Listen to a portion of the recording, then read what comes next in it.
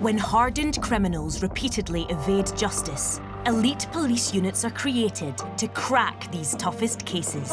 Police officers! My role is investigating serious and organised crime. We are a covert investigative team. For the first time across the UK, we have exclusive access to the investigations of Britain's most talented detectives.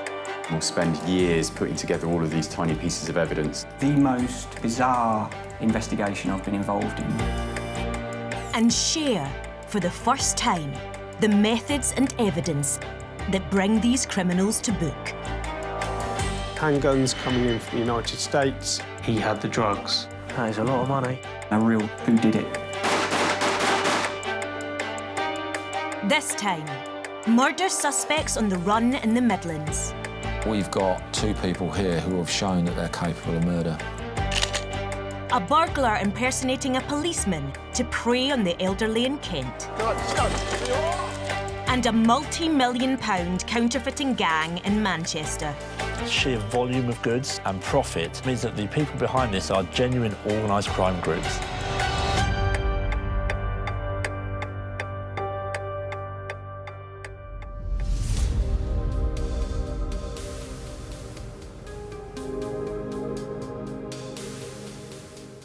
Police work, specifically investigation, is all about problem solving.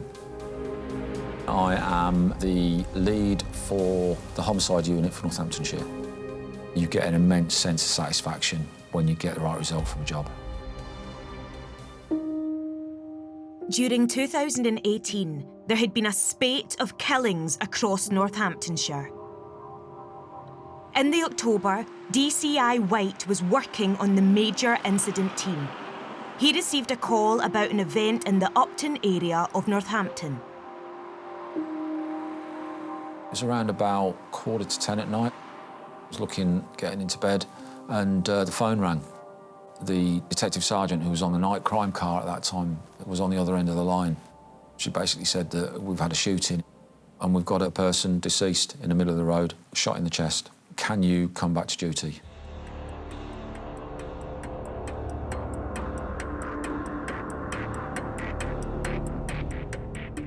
By the time I got there was quite a number of people there, including the lad's family. The victim was a 22-year-old man who was father to a newborn baby. In the early stages of an investigation, there's sort of a finite amount of time where memories are fresh, alibis can be corroborated, where forensic evidence is fresh, and you're more likely to solve a murder, for instance, in the first 6 hours. So we really hit the first few hours after a murder really hard. There was no obvious motive, very little to go on, and what looked like a planned killing by very serious criminals. We've got a victim on the ground. Do we have any witnesses? Do we know who the offenders are? Has a gun been left in situ? The shop near where the offence took place had CCTV. That was a real break for the investigation, the first major break that we had. The CCTV had captured the entire event, including the moment the victim's car arrived and he got out to make a phone call. Now that's really important to us. Who was he phoning at the point prior to him being murdered? He goes off out of the shot of the CCTV, then reappears a couple of minutes later at the point where the second car arrives. Our victim gets into the rear of the offender's vehicle. It appears it knows them. It appears there's no issue. And he sits there for around about 2 minutes, and then he gets out, and both the driver and the passenger get out as well. And very quickly an altercation takes place. The victim was being pursued by the driver of the second car. But a passenger from the Golf he had arrived in also jumped out.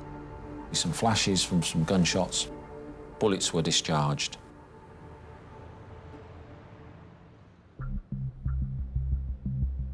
A young father lay dead. 2 gunmen were wanted. Right now, there were very few leads. This investigation would require a range of highly specialist skills. Greg Taylor is a senior investigator at the National Ballistics Intelligence Service. I'm a firearms and ballistics examiner for the National Ballistics Intelligence Service, and I was the primary scientist for Navy's on the operation. We examine firearms and ballistic material recovered from crime scenes.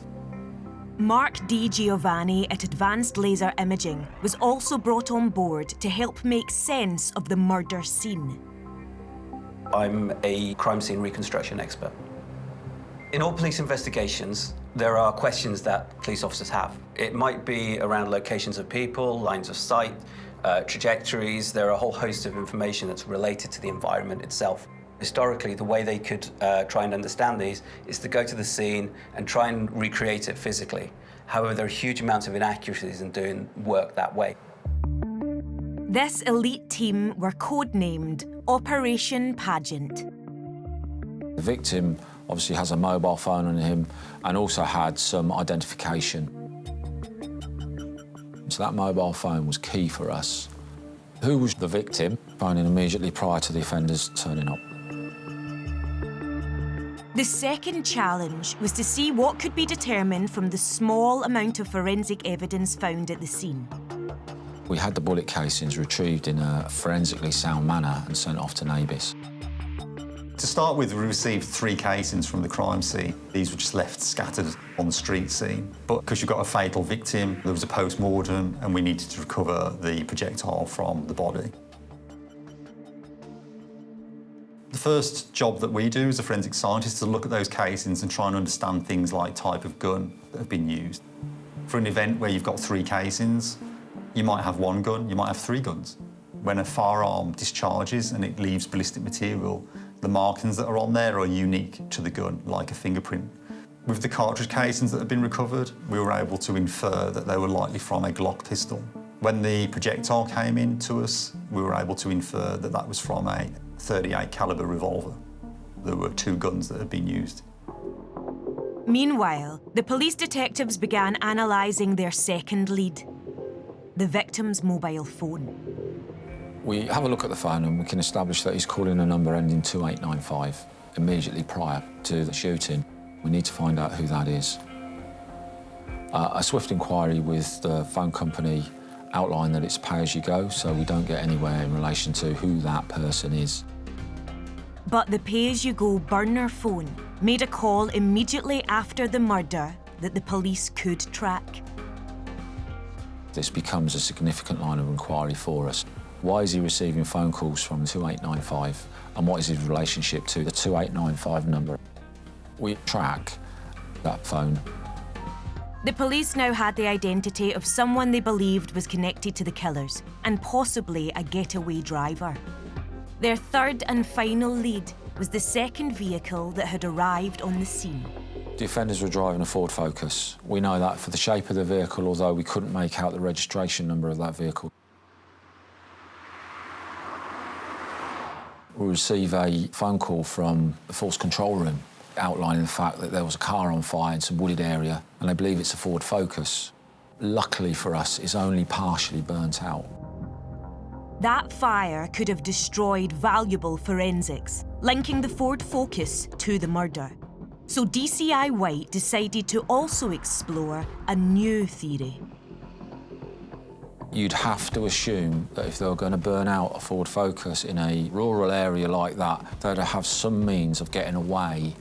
The suggestion was that 2895 number called the third suspect and his vehicle were part of that sort of escape mechanism, so we really needed to find him.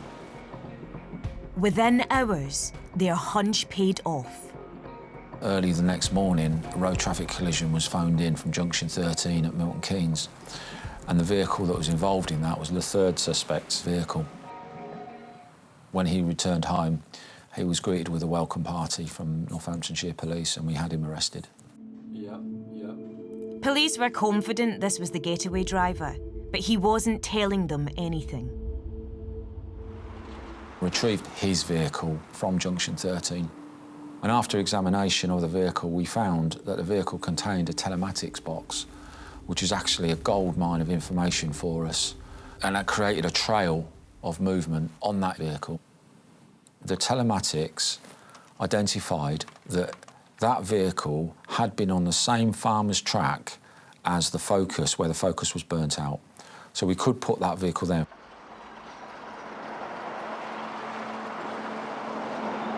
From there, that vehicle then travelled down to London. So we know that the third suspect stopped in London, in an area of London called Edmonton, turned around and came straight back within a couple of minutes. All the evidence suggested that the driver transported the killers to Edmonton. While units hunted the two shooters hiding in London, the investigation battled to piece together the evidence from the scene. One of the issues we had was that the CCTV from the scene really didn't identify who did what at what time, and this could have been an issue at court for us. And I wanted to see if we could do something around creating 3D imagery. DCI White turned to Mark Di Giovanni and his cutting-edge laser technology. We capture the scene in its entirety digitally. We can take that back to the office. It allows us to carry out much more accurate reconstructions, and it allows us to produce a much better final product that they can put into court. The 3D technology we use is laser scanning. What this technology basically does is it fires a laser into a scene and then it measures the returning signal. It ends up picking up everything that device can see accurately into a 3D measurement. So what we end up with is an animation running through combining the CCTV and all of the information we've got together. So here we start to represent people coming out of the vehicle as cylinders. And as this person moves towards the group of other people, we see this little white flash over here. And that's actually our first gun flash. And we can freeze it at each of those flash points, and we can start to show where those people were. What we can show is who wasn't holding the gun. And it's quite an interesting principle, is actually in the CCTV, apart from in a specific case such as shot 4, which we're going to see now, where the flash actually pretty much emanates from one person's hand, and we can prove that. In all the other cases, what we're actually doing is we're proving who didn't fire the shot. We receive information back from Greg Taylor in Nabis that he's been able to identify DNA off one of the casings. We can identify that the prime offender has, at the very least, handled that bullet.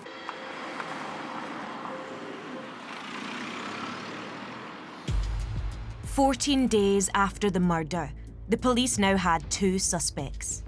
But the two gunmen were believed to be hiding somewhere in London until they received a critical tip-off. We got some information through that suggested that our offenders were holed out in a flat in Northampton. I was a bit sceptical about this, to be honest. It made absolutely no sense that two people who were wanted for murder in Northampton, gone to London, potentially could have gone anywhere in England and Wales, had returned to Northampton, the scene of their crime. It made no sense whatsoever. However, we follow up all information. We're keeping surveillance on the address to see who's coming and going, and we see a woman leave, and she goes up to a chip shop. She buys 3 bags of chips. We know that we've got to do a warrant within that flat dead quick, because they're expecting her to come back with their evening meal. Anyone in flat 3, show yourself! The warrant is executed. Okay, you! Step out of the flat, keep your hands in the air. Put your hands against the wall. And step down those stairs. Slowly. Slowly. Do not make any sudden movements, do you understand? Okay, step down the stair. Step down. Step down. Okay, listen to my colleague. Put your hands in the centre of your back. No sudden movements, okay? They bring out the people that are within the flat one by one. I was not expecting their names to be read out over the police radio, but when they said that it was our suspects, I was ecstatic. It was great. We need to interview them, but they don't say anything on interview. They're obviously not going to say, yeah, it's me, it's a fair cop. No, nobody ever does in a murder interview, but we had enough evidence to be able to charge them with murder, and they're remanded in custody, awaiting trial at Birmingham Crown Court. With the suspects in custody, police believe they knew the motive behind the murder. The first suspect was dealing drugs at the time, mainly cannabis, and he was shortchanged between, depending on who you speak to, £10 to £40 by the victim.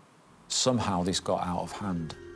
8 months after the fatal shooting in Northampton, all 3 men were found guilty at Birmingham Crown Court. The first gunman, Jerome Smikle, was sentenced to life imprisonment. The second gunman, Kiongo Shileko, was also sentenced to life imprisonment. Both killers must serve a minimum term of 32 years.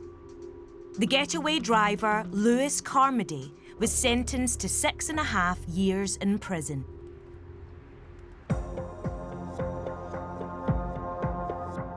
Distraction burglars are criminals who trick their way into your home by pretending to be a tradesman or an emergency worker or an official. It's a rare crime that forms less than 5% of all burglaries, but the trauma can have a catastrophic effect on the victims. And the criminals' favoured victims are the vulnerable or the elderly.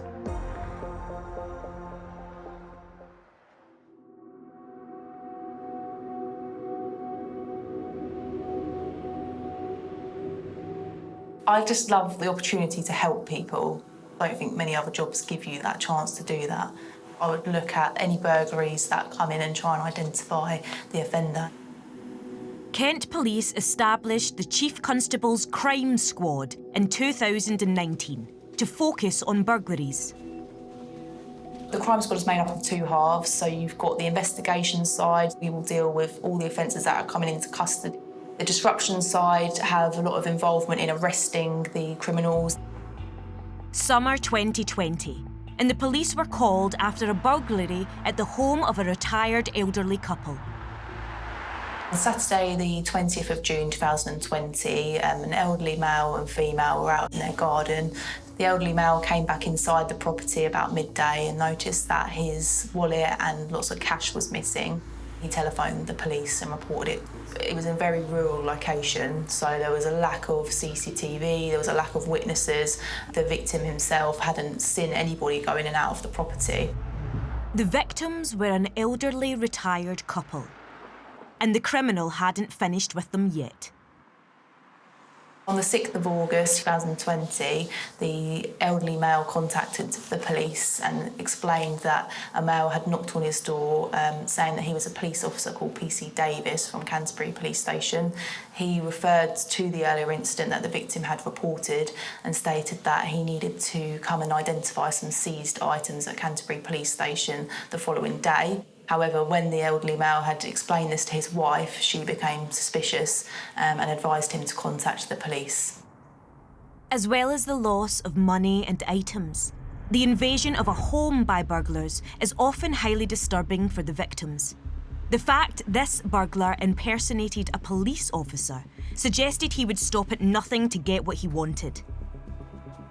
The crime squad dedicated 2 crack officers to the case: PC Adele Tyler and PC Mike Eels. Mike is a very determined individual. He won't leave any stone unturned. I'm currently a disruption PC on the Chief Constable's Crime Squad. It's a job that's varied, it's a different job every day. Obviously, it's nice to make a difference to people. Operation Canyon was up and running.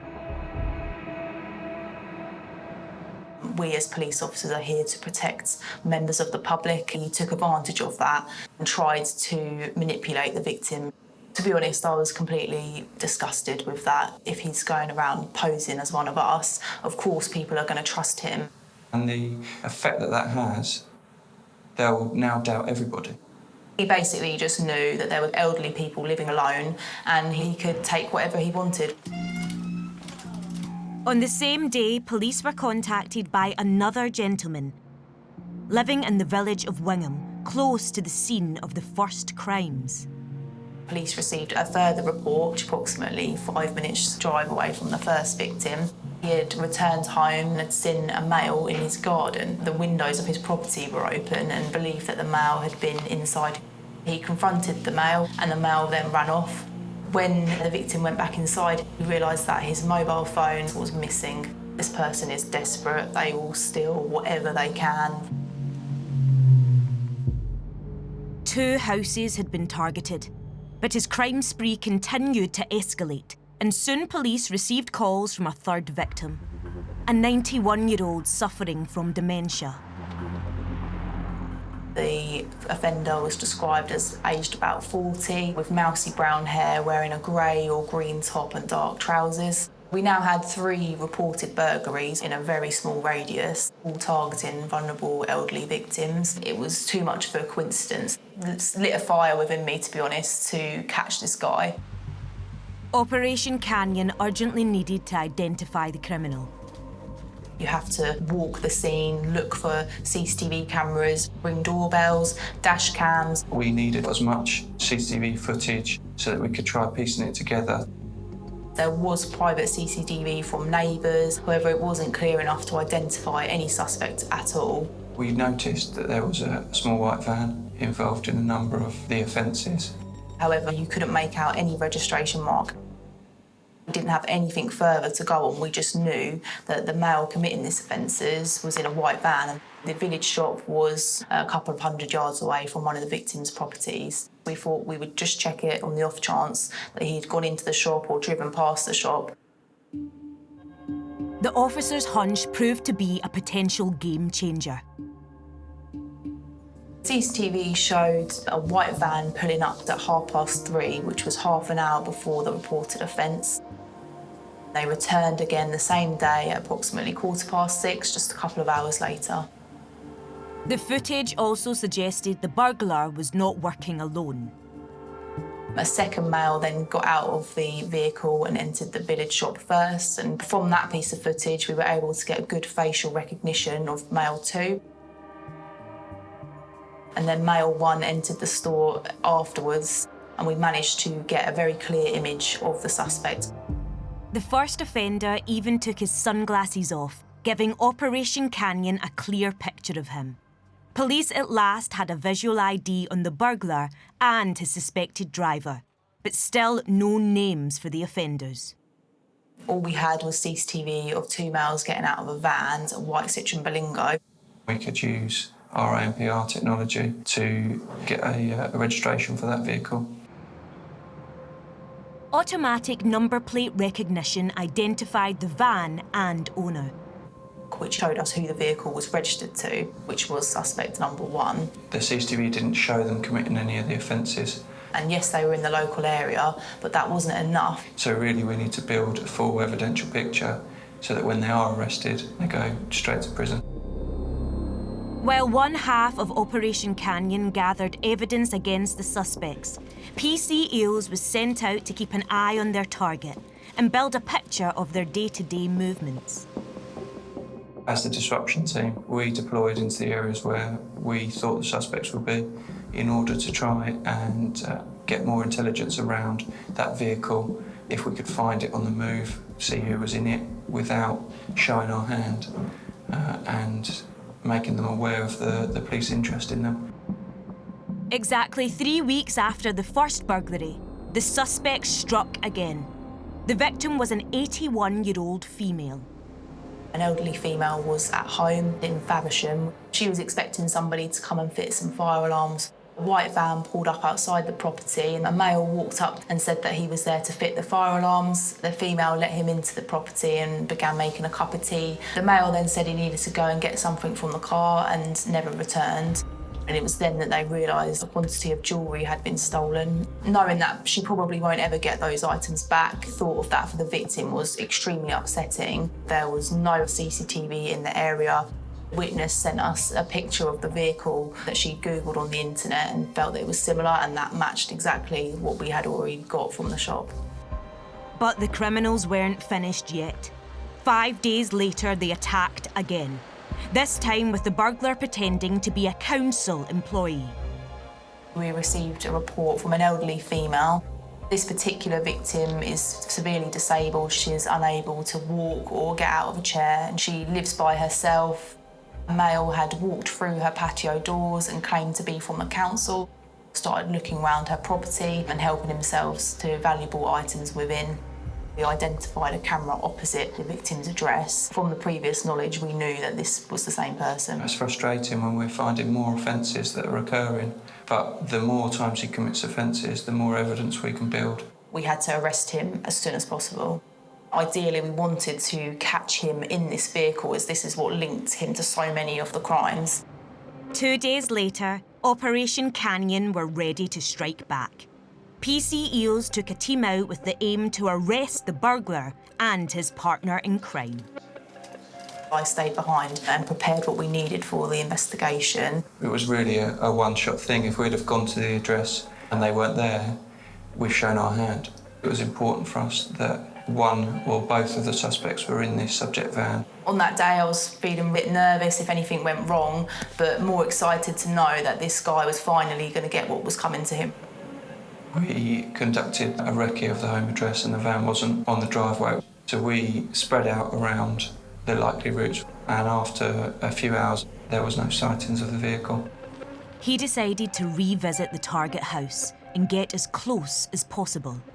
I deployed on foot without any obvious police equipment. To his shock, both offenders had returned home without being seen. By a little bit of luck, I spotted the suspect getting into the van. This is the time where we need to strike. It's time to go. Before police could do anything, the two targets in their van were off. Both suspects were now in the vehicle. He took a rural route in towards Herne Bay. We believe he was aware of the police vehicles following him.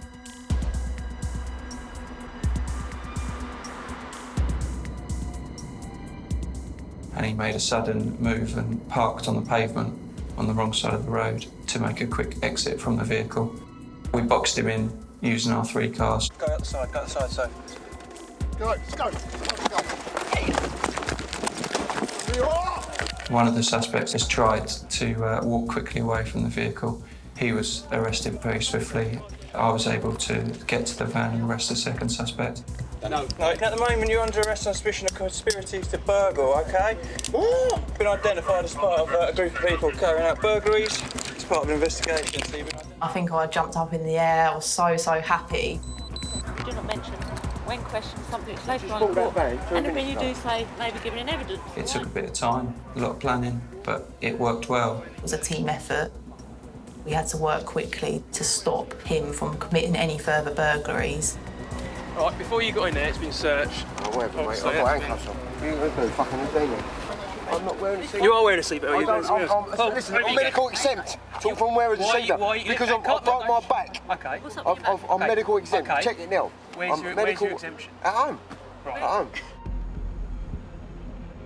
The main suspect was very difficult to deal with in custody. He refused to come out of the cell to have an interview. When we went into the cell, he became violent. He was extremely aggressive towards us, shouting and screaming. He threw a cup of water in my colleague's face and just refused to answer any questions. While the burglar fought in police custody, Operation Canyon were trawling through the mobile phones of both offenders.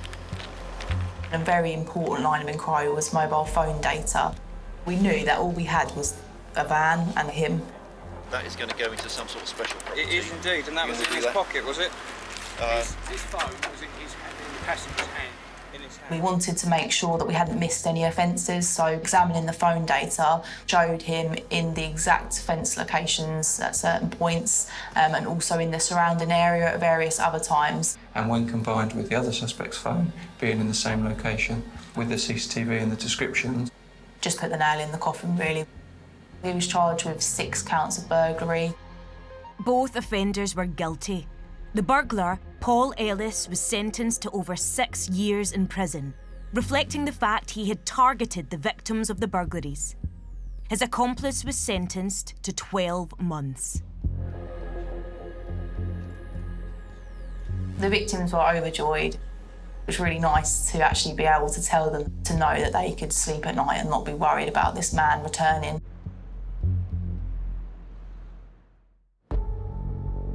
According to the UN, counterfeiting is now the second largest source of criminal income worldwide. UK government stats show the annual loss to the economy through counterfeiting and piracy is over £9 billion. Counterfeiting is also believed to cause 80,500 job losses in the UK each year.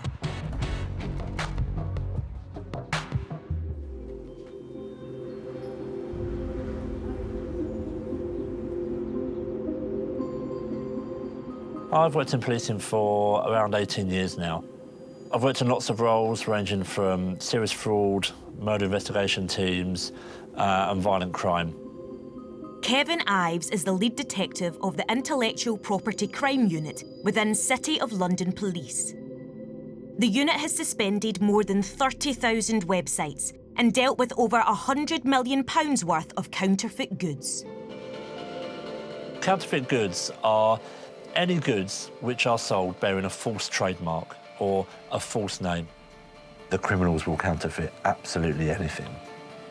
This one, a baby carrier. I mean, what a thing to counterfeit. It doesn't need me to explain what would happen if a baby carrier failed because it wasn't manufactured properly or had a fault.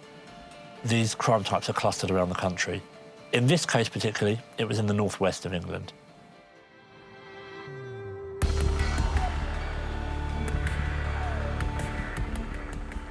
In December 2018, the unit had intel on an organised crime group, supplying counterfeit footwear and operating at a truly exceptional scale. They were so prolific that their goods were showing up in other seizures around the country. So they came to notice really because of the volume of their counterfeit output. To tackle this unique crime, DI Kevin Ives pulled together a specialist team, including Detective Constable Darryl Fryatt. On a case like this, we'll have a lead investigator, in this case Darryl, whose job it is to get the detail right, to drive that case forward. My background is covert policing. As investigators, we can look at proactive tactics. I like it because it's the more fun and rewarding elements of policing.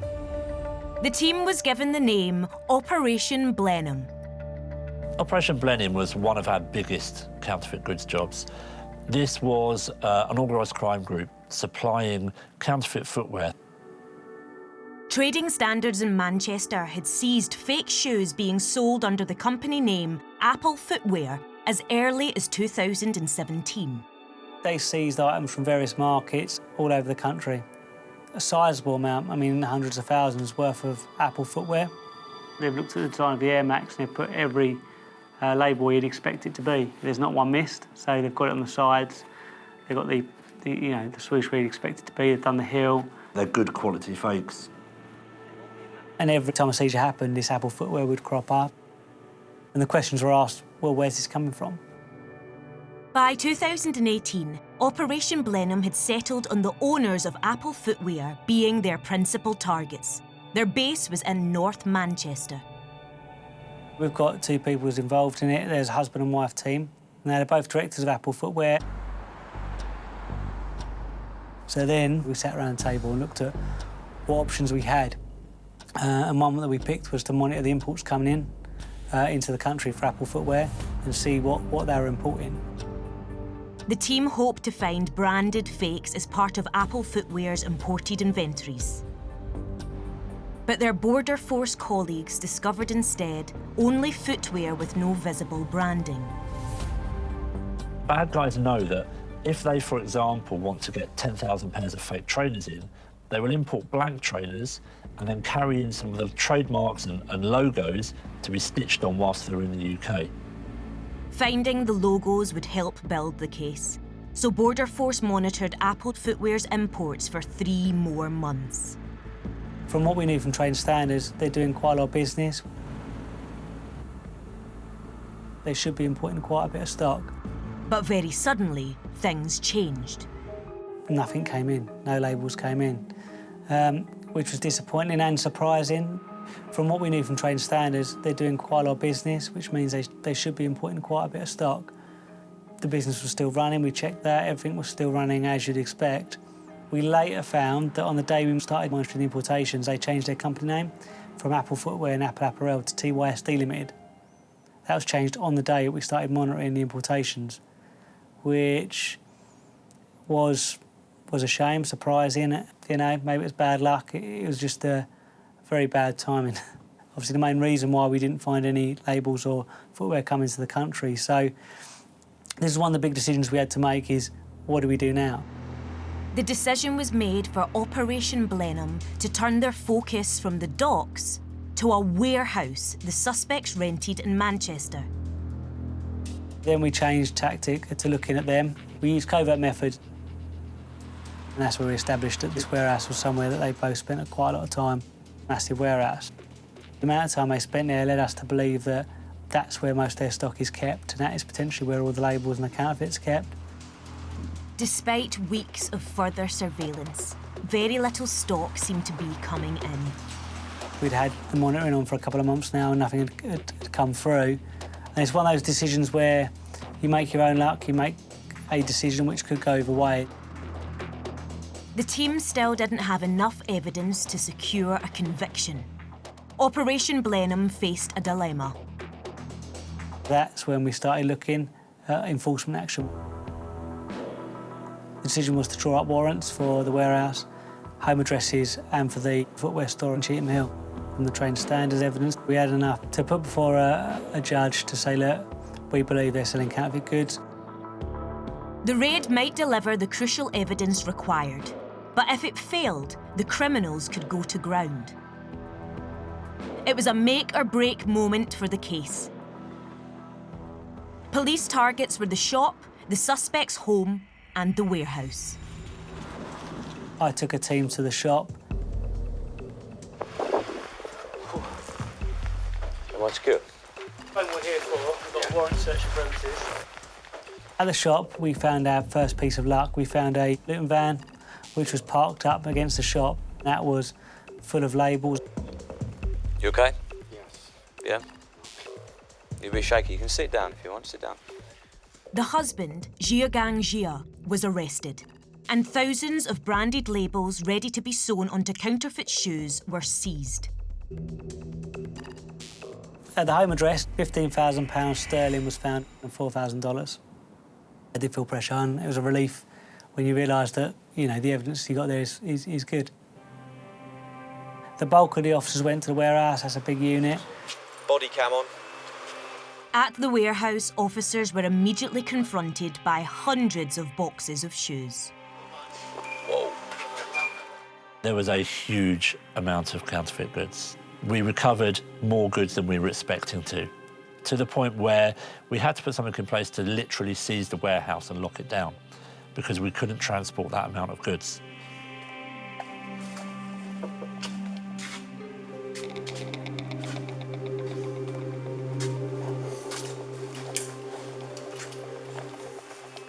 £277,000 pairs of footwear were seized. That came to a retail loss of £1.3 million if you're paying the recommended retail price.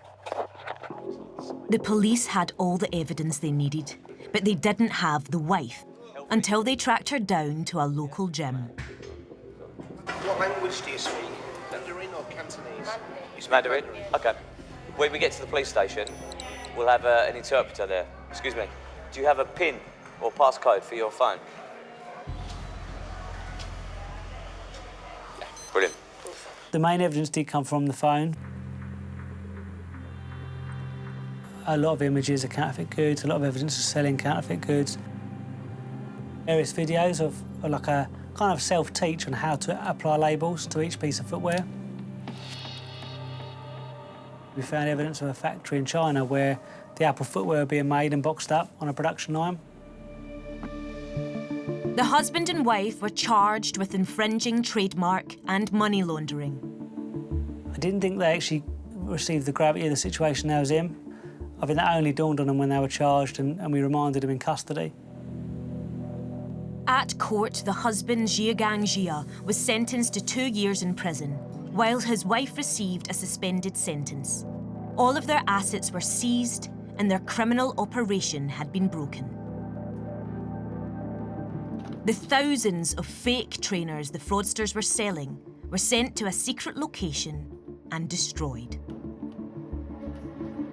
It was a great result, and I think it showed the industry what we can all do if we work together. I know it sounds a bit cliche, but if everyone does their job and provides information, we can all work together and actually get a good result.